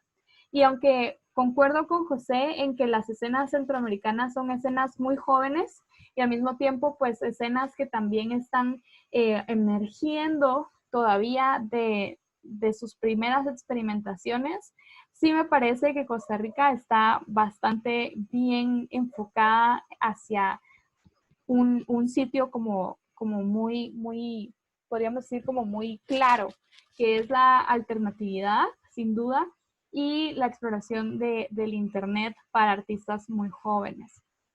Entonces, por ejemplo, me parecía muy curioso también que en Panamá la mayoría de artistas que encontramos y discutimos eran artistas mayores, artistas que ya estaban reconocidos en el medio, artistas que habían exhibido en el museo, pero que luego llegamos a Costa Rica y son los artistas más jóvenes y los menos reconocidos los que están proponiendo las estéticas más interesantes. Entonces, ese contrario o ese balance, pues me parecía bastante interesante. Y pues eso es básicamente el proyecto de Costa Rica para hoy. Y queríamos dedicar el espacio restante a conocer, pues, las discusiones que se han tenido en el curso han sido bastante como desde nuestro lado, desde el lado de los invitados, y luego muy pocas preguntas que han podido hacer ustedes por el tiempo. Entonces, hoy que teníamos tiempo, queríamos preguntarles a ustedes, pues, si hay alguna idea, algún concepto, algún proyecto que ustedes mismos estén pensando o que les haya despertado el curso a pensar y que pudiéramos discutirlo en grupo como una especie de debate o de tema. A mí me interesa mucho, por ejemplo, hoy la idea de la segunda vida, del cuerpo en Internet, de la idea del post-Internet como proyecto de la vida después del Internet. Como que esos son conceptos que a mí me interesan y quisiera saber qué les interesa a ustedes, qué piensan, qué han estado pues pensando a través de el curso que hemos tenido.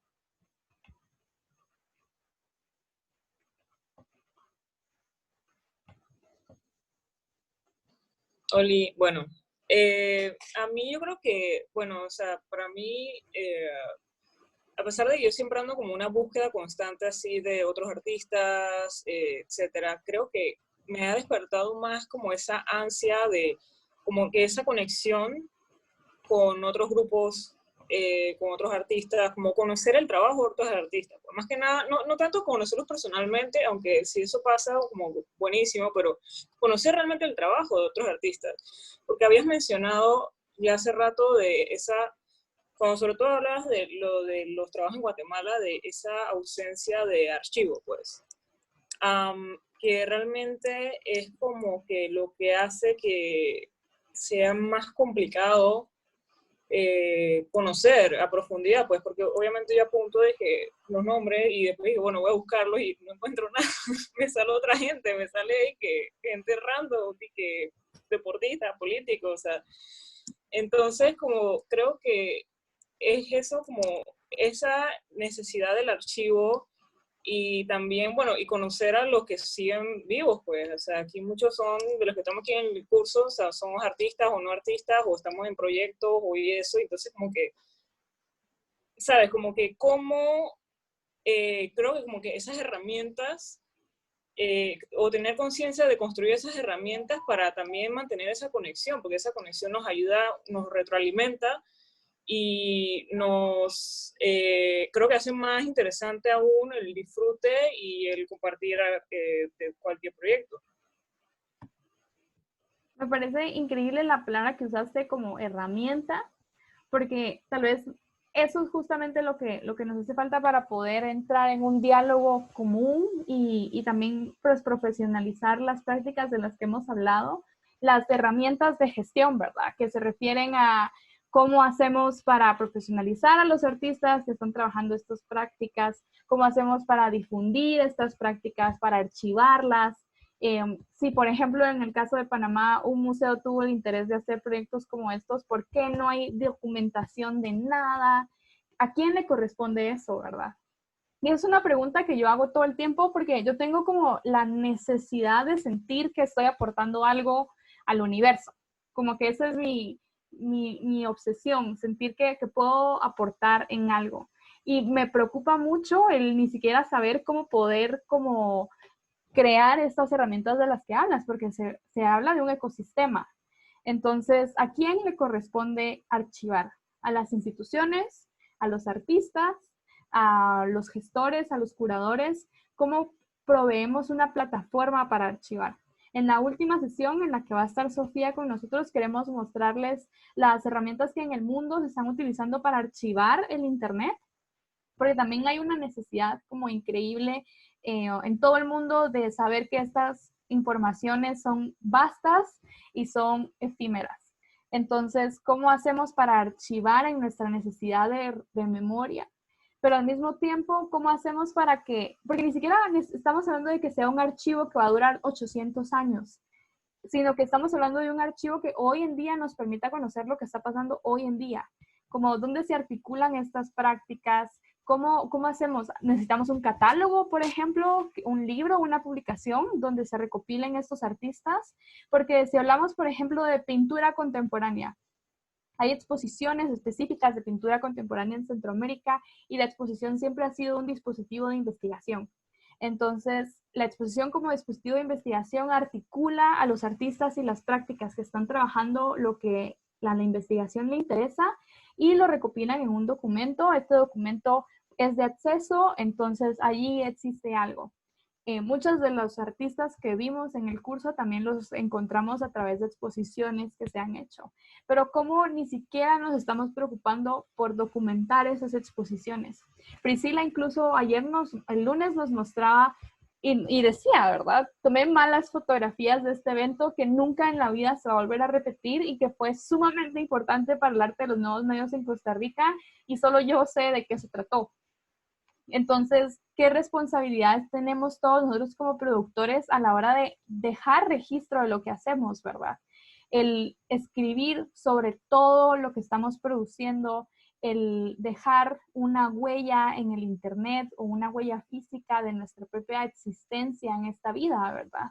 Que al final creo que esa sí es una responsabilidad del artista. Por ejemplo, nos sorprendía mucho que Lucía Howell tuviera una página de internet tan profesional, ¿verdad? Con textos, con imágenes, con links, que permitiera la búsqueda. Pero esto es un requerimiento que ella misma, pues, buscó. Como que la escena del arte y la institución lo exige y por supuesto puedes decidir no tomar ese camino y luego está el otro lado de la profesionalización que lo exige y que nos damos cuenta que lo exige porque es importante. Entonces yo diría que en ese sentido hay dos roles importantes, que es el rol de las personas dedicadas a la documentación y el rol de los artistas dedicados a la exposición de sus propias ideas. Entonces, pero anoté la palabra herramienta porque me pareció que es exactamente lo que se necesita, la articulación de herramientas y de herramientas de investigación también.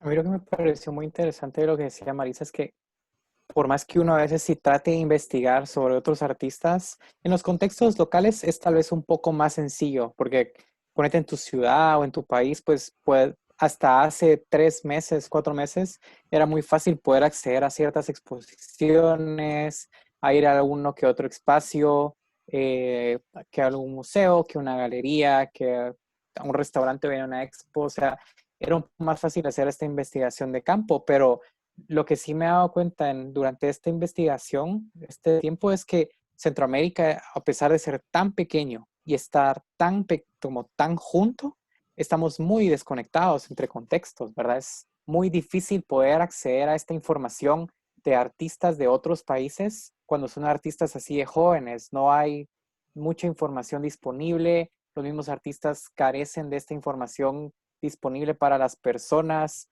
No hay otros medios. Por ejemplo, Instagram es ahorita la fuente total para poder descubrir esto, en especial para poder descubrir a los artistas jóvenes, porque es donde estamos ahorita todos metidos, buscando cosas, produciendo cosas, exhibiendo cosas. Entonces, creo que dentro de la investigación contemporánea, esta es una de las herramientas más importantes que hay. Sin embargo, viene la pregunta, ¿verdad? ¿Qué pasa si alguien no tiene Instagram entonces, verdad? O si todo lo que produce de arte nunca ha subido nada a Instagram. Entonces, ahí viene como esta otra contrapropuesta, ¿verdad? ¿Dónde descubrirlo? Yo, por ejemplo, en Twitter o en Facebook nunca he encontrado cosas tan interesantes como en Instagram. Creo que ahí no está como ese sector al que nosotros nos estamos interesando, que es el sector del arte contemporáneo y la experimentación en el área digital. Es muy fácil encontrar galerías de pintura o de escultura o de ese tipo de cuestiones, por ejemplo, como en Facebook, pero creo que el interés, en este caso personal, no va de ese lado. Entonces, Instagram es como esa parte. Sin embargo, pues como les comentaba, siento que igual estamos muy dispersos y estamos como muy desconectados entre contextos, ¿verdad? Es es muy difícil poder acceder a esto y cuando se accede a esto no hay mucha información o la información es como muy, no sé, se carece mucho de esto. Entonces eso está complicando también ese proceso de encontrar y de generar estos archivos también personales, ¿verdad? Que muchas veces al momento de estudiar arte es muy importante la teoría, ciertamente, el poder obtener un buen texto, ya sea de algo poético, de filosofía, de historia del arte, de crítica, pero también creo que es muy importante siempre tener esa necesidad o siempre estar en esa disposición de buscar qué está produciendo, que al final de cuentas mucha teoría puede ser que no se refleje en la producción que se está haciendo, ¿verdad? Sino que al contrario, ¿verdad? La producción es lo que después va a generar la teoría, no al revés. Entonces, por eso es muy importante saber qué artistas están trabajando en nuestros contextos o en contextos similares a los nuestros, ¿verdad? Para ir generando esa base de datos, pero sin embargo es muy difícil llegar a conocerlos. Sí, yo quizá tengo una inquietud similar a la de José. Me he quedado pensando, sobre todo con esto del curso y la pandemia, digamos que el mapeo de artistas que tenía en mi cabeza era un poco, digamos, esta generación de, o sea, Regina José Galindo, Adán Vallecillo, Patricia Belli, ya es como, ese es como el mapa centroamericano que uno tiene en la cabeza, pero no piensa inmediatamente en todas estas generaciones. Y eso de la pandemia me hizo pensar en todos los webinars, talleres como este que se han hecho, que curiosamente sí han logrado, siento yo, como agrupar un mapa más grande, digamos, no solo tan nacional. Y, y quizá ver eso, no se me ha ocurrido como quizá que eso nos puede servir de oportunidad para imaginar como tejer un medio que sería podría ser más centroamericano y que tenemos otra conciencia de las redes, con ese espacio negado de salir, digamos.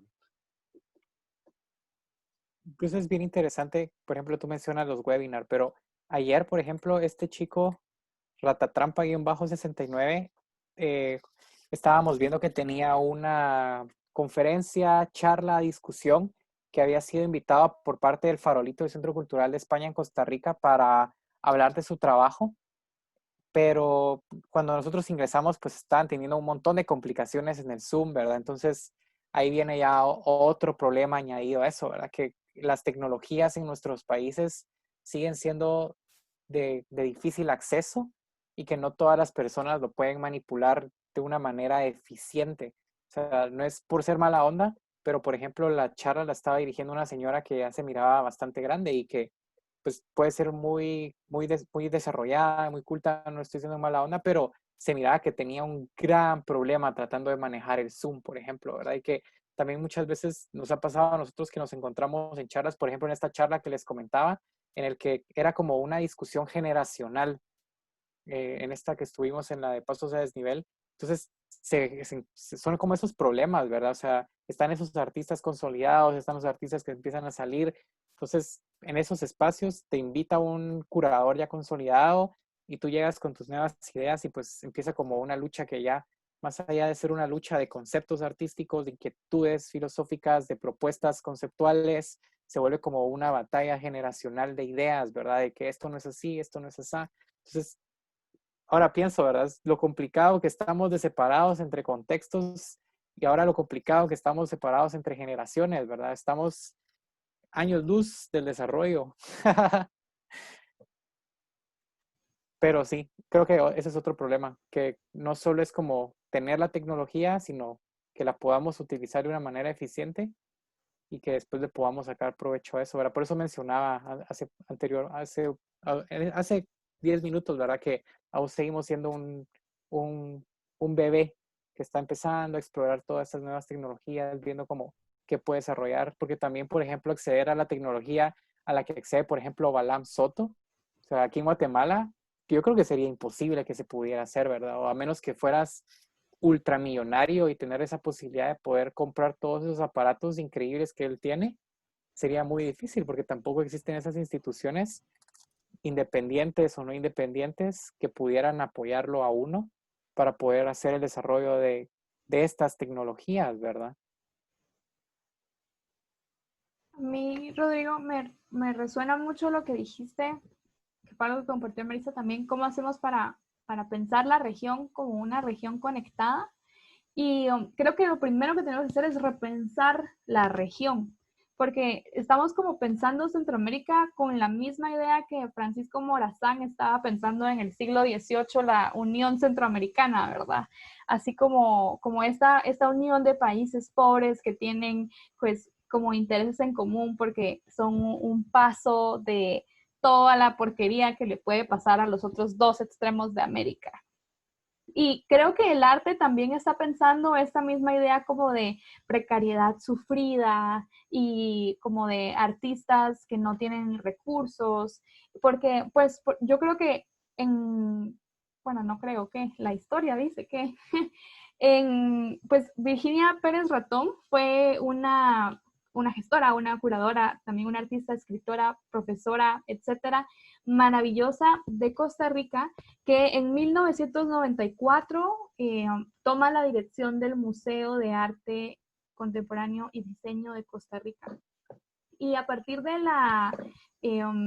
pues de la toma, digamos, de la dirección de este museo, ella empezó con todas sus influencias posibles, a unificar una misma idea de Centroamérica. Entonces, ella es básicamente la que hizo que el museo y entonces todas las instituciones centroamericanas pensaran la región centroamericana como una región política. Entonces, pensar como artista centroamericano me daba un cierto índice de necesidad y al mismo tiempo como que marcaba mis líneas de investigación, que son líneas de investigación que vemos aún hoy en día. Y pues definitivamente Virginia tuvo un papel maravilloso para construir una necesidad de institución centroamericana, pero yo también le reclamo un poco que fue una pues dirección muy unidireccional, como que eso es Centroamérica. Eso es Centroamérica, esto marcó a la generación de Rosina Casali, de Moisés Barrios, de Luis González Palma en Guatemala, a la generación de, ¿quién más se me ocurre? A la generación en Costa Rica, por ejemplo, de Priscila Monge, a la generación en El Salvador, tú lo sabes, Patricio, se me fue, Ronald Morán y Walterio Iraeta, etcétera, ¿verdad? Entonces, pues como esta gran generación de artistas consolidados hoy, de las vacas sagradas del arte, tuvo una misma idea de qué es ser centroamericano. Entonces yo creo que para unificar una región hoy, lo primero que tenemos que hacer es ser críticos ante esta idea de centroamericanidad, porque ya no es la misma, ¿verdad? Todos nosotros pues somos de alguna manera pues hijos de esta posguerra de la que todos hablan, pero vivimos esa posguerra de una manera completamente diferente. Vivimos nuestras geografías locales de una manera diferente. Nos interesa más pensar en nuestro cuerpo posicionado en el espacio inmediato en el que estamos, más que pensarnos en un cuerpo situado desde una localidad geográfica pues tan radicalizada, ¿verdad? Como que puedo yo pensarme como una curadora guatemalteca, como una curadora centroamericana, como una curadora del internet, como una curadora del mundo, como que ya no existe una barrera para mí en lo que necesito ser para el medio. Y eso es lo que me interesa de los nuevos medios también, como su no geografía o su no localidad. Y creo que para hacer eso que pides, Rodrigo, como de la unificación centroamericana, tenemos que volver a discutir y a cuestionarnos qué es lo centroamericano. Y eso. ¿Quién más tiene un comentario? Con lo que acababas de mencionar, a mí también me llamó la atención cómo el Internet puede ayudar a eso, a pensar tal vez ahorita estoy hablando de El Salvador, pero puede ser también de Centroamérica, ¿no? En un concepto un poco más metafórico y no tanto limitado por lo geográfico, ¿no? Y estoy pensando en particular en los artistas de la diáspora salvadoreña que he conocido y que a la gran mayoría solo he conocido mediante el Internet. Y su trabajo y los temas que abordan que son son salvadoreños y al mismo tiempo son bien distintos que de la gente que vive acá, porque en otros contextos son ciertas cosas, o sea, cambian las cosas que les interesan a los artistas de alguna manera, pero se mantienen ciertos puntos como identidad, por ejemplo, historia, memoria, y ver todo eso, ver cómo es un concepto maleable lo de los salvadoreños, lo de los centroamericanos, me parece bien interesante.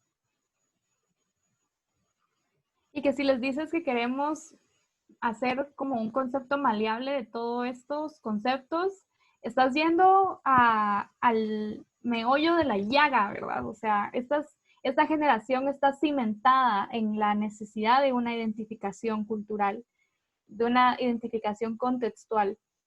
Entonces, pedirles que pensemos en una identidad líquida es lo mismo que pedirles que acepten el matrimonio gay y el aborto. O sea, es ir en contra de todos los valores en los cuales fue cimentada su identidad como artistas. Entonces, eso me parece increíble y que es una responsabilidad de las generaciones más jóvenes, ¿verdad? Como romper esas líneas de pensamiento. Sí, que pasa igual aquí en Guatemala, ¿verdad? Existe esa como centralización de la idea, no hay esa intención de querer buscarlo más allá. Y, por ejemplo, me parecía muy interesante eso que dice Patricio, porque aquí pasa igual, aquí está como todo el circuito de artistas consolidados, que son los que son, y ya nadie más puede entrar a eso, y que el problema es que proponen, y proponen, y van a seguir proponiendo esta misma idea, ¿verdad? De lo que es ser, por ejemplo, en este caso, guatemalteco. Entonces, mira uno artistas como Regina José Galindo, Jorge de León, los Chavajay, que proponen esta idea y que eso es lo que se espera también de un artista guatemalteco para el mundo, ¿verdad? Si uno no hace eso, pues no puede entrar en esos circuitos institucionales que también a ellos pues les trae un provecho económico muy grande, pues, o sea, imagínense, la semana pasada estábamos viendo un performance que estaba haciendo Regina y mencionaba, ¿verdad? Que ella viajaba una vez al mes por todo el mundo, Europa, Asia, Estados Unidos, etcétera. Entonces, tiene como también ese peso político e ideológico en lo que es su arte, pero creo que también al momento de empezar y explorar estas nuevas formas de producción artística, vamos a poder empezar a encontrar estos otros ejes temáticos de los cuales nosotros nos podemos empezar a valer. El problema es cuando nos rehusamos, como nuestra generación se rehúsa también a acceder a todo esto por miedo o por desconocimiento o una especie de ignorancia también, ¿verdad? Porque realmente hay un mundo más allá de todas esas cuestiones y temáticas que van solo de lo político y que caracterizan demasiado, siento yo, para mi gusto personal, caracterizan demasiado lo que es el arte centroamericano, ¿verdad? O sea, si uno no está hablando de violencia, pues no está en nada. Si uno no está hablando de problemas políticos o no está tirándole al gobierno o no está tirándole a la guerra, que también es diferente no olvidar las cosas y estar uno sabido de su pasado a solo estar repitiendo los mismos temas una y otra vez, ¿verdad? Creo que podríamos encontrar nuevos desarrollos, podríamos generar una nueva cultura, desarrollar nuevos contextos si pudiéramos empezar a experimentar estas otras áreas, tener una visión un poquito más alejada de lo que somos, ¿verdad? Quizá incluso podríamos encontrar nuevas maneras de definirnos dentro de nuestra misma cultura sin tener que rechazarla tampoco, porque no se trata de eso, sino se trata de encontrarle otras vertientes, porque las tienen, ¿verdad? El problema es que dentro de lo que es el arte, de lo artístico en nuestra región, pues está muy delimitado y está muy marcado por estas temáticas y estos ejes. Y también creo que es interesante que es atractivo para, digamos, la gente de afuera, ver que en un país centroamericano se está trabajando violencia. O esas cuestiones, o sea, ese tipo de narrativas como que fuera se ven como exóticas de alguna manera. Y no sé cuánto eso puede ser contraproducente también, ¿no? Puedo caracterizar. Sí, en este simposio, que por cierto les puse el link del simposio del que tanto hablamos en el documento por si lo quieren ver, y pues en este simposio hubo justamente una ponencia con artistas de descendencia indígena que trabajan arte político con temas del indigenismo.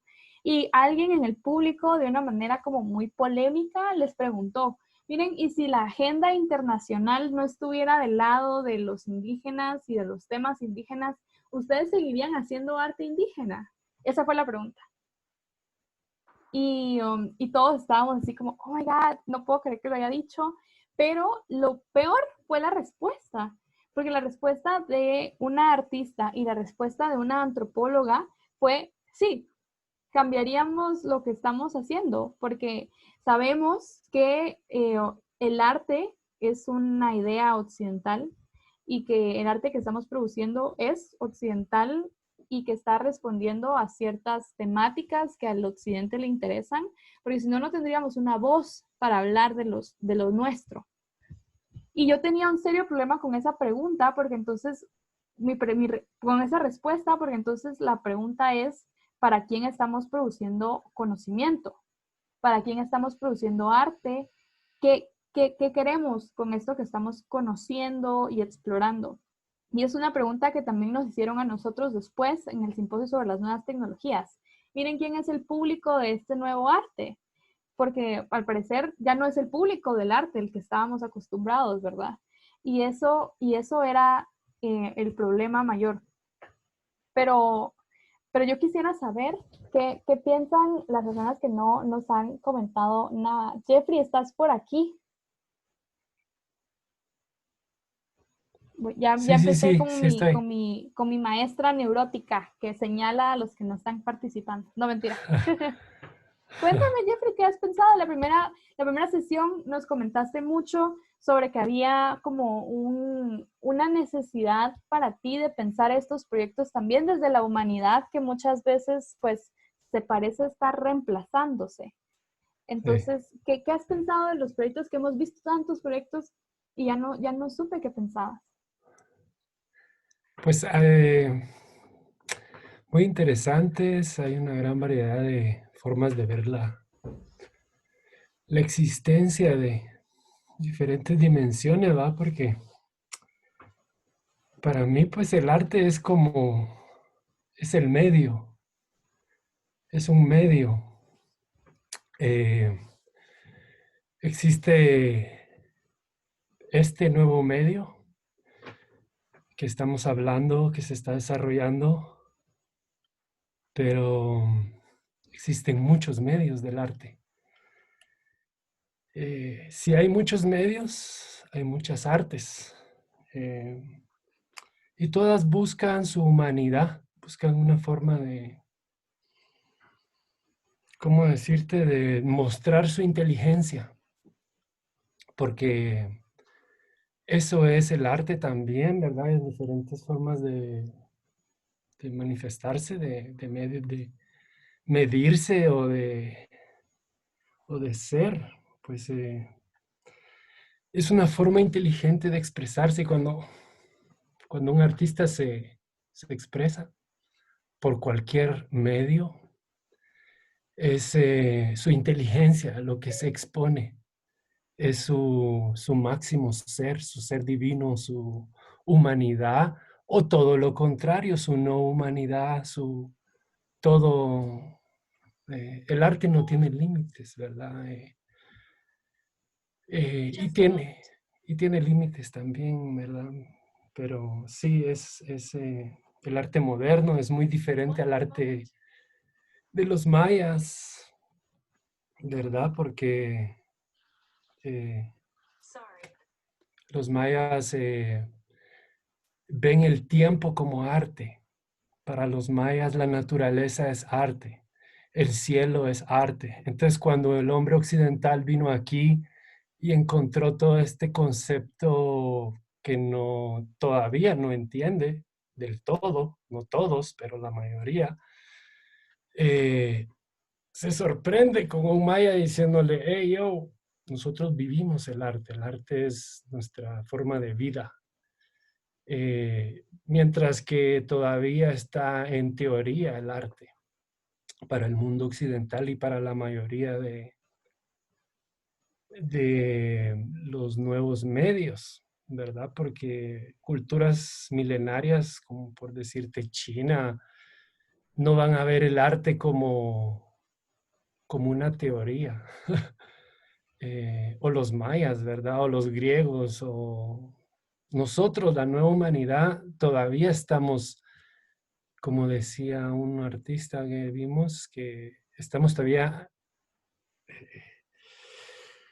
como unificando todo, ¿verdad? Porque todo se separó. O sea, el hombre en los últimos 500 años separó todo por conceptos, por nombre, por... Y ahora nos toca volverlo a juntar, siento yo, no sé. Ese es como un resumen de lo que hemos platicado, ¿verdad? Esa es la opinión.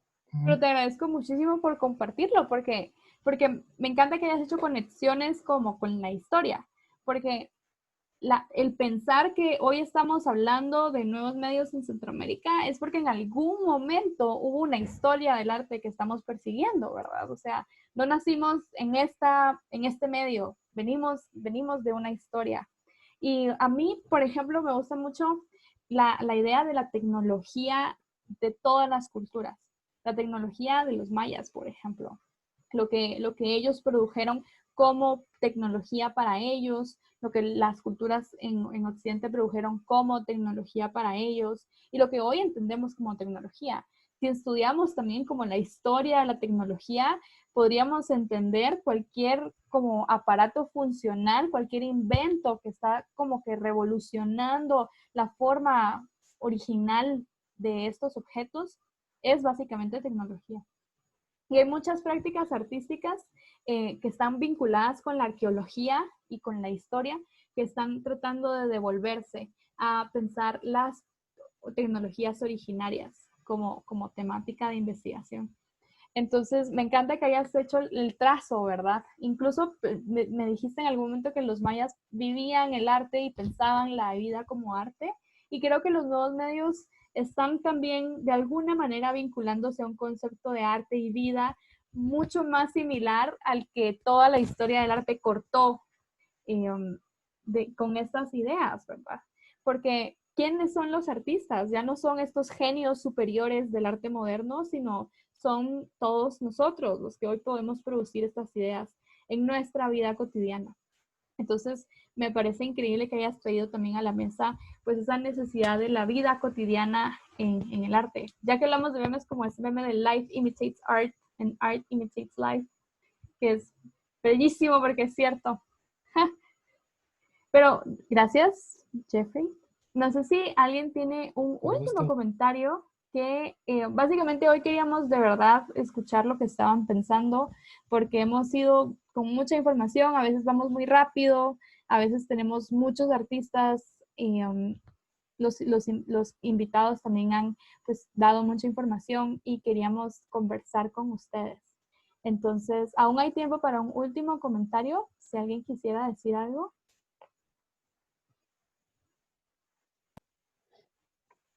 A mí no sé si lo dijeron antes, pero el artista guatemalteco de Canadá no dijo cuánto tiempo tiene de vivir en Canadá, ¿no? Solo eso es algo que me quedó, pero no sé si se dijo.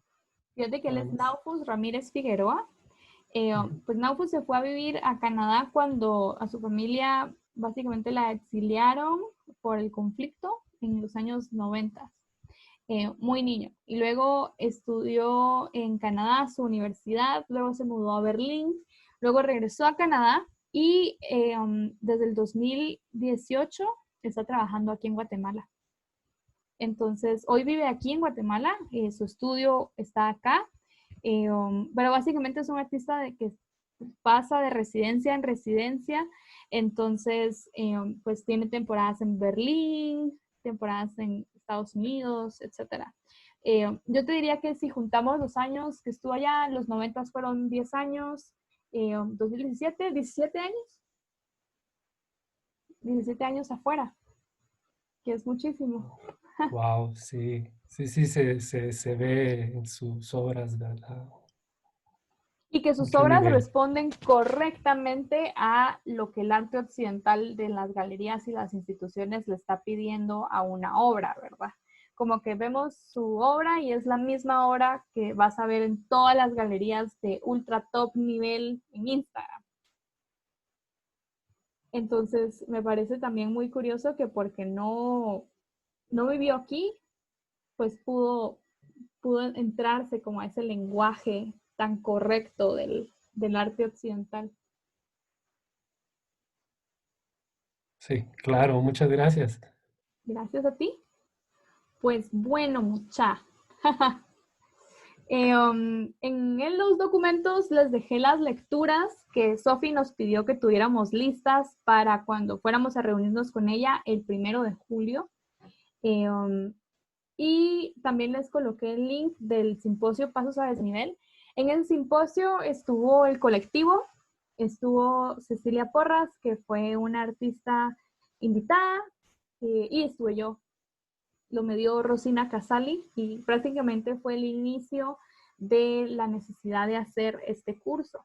Entonces, estaría bien si tienen tiempo para checarlo. Básicamente hablamos de lo que hablamos aquí, pero frente al público. y eso. Pues en la siguiente sesión vamos a tener a Orlando Villatoro con nosotros. Orlando ha estado con nosotros en las últimas sesiones, entonces ya lo han escuchado. Y vamos a hablar de artistas del Salvador. Patricio también nos ha compartido varios proyectos que han pasado en El Salvador y sus propias intervenciones con la Bienal Digital de ROM. Entonces vamos a abordar algunas de esas, a seguir hablando de artistas, esta vez del Salvador. Y eso, nos quedan 2 sesiones, entonces si tienen preguntas y comentarios, háganlas en las próximas 2 sesiones. Y listo. Esperamos que les esté gustando este curso. Yo me la estoy pasando muy, muy bien. Creo que amo hablar de estos temas y al mismo tiempo ustedes me dan nuevas herramientas para hablar de estos temas. Entonces, yo espero que ustedes lo estén disfrutando así como yo. Entonces, les voy a mandar un corazoncito virtual. Muchas gracias. Y bueno, nos vemos el lunes. Gracias. Feliz noche a todos. Chao. Adiós. Muchas gracias. Gracias. La próxima. Adiós. Vayan a ver memes.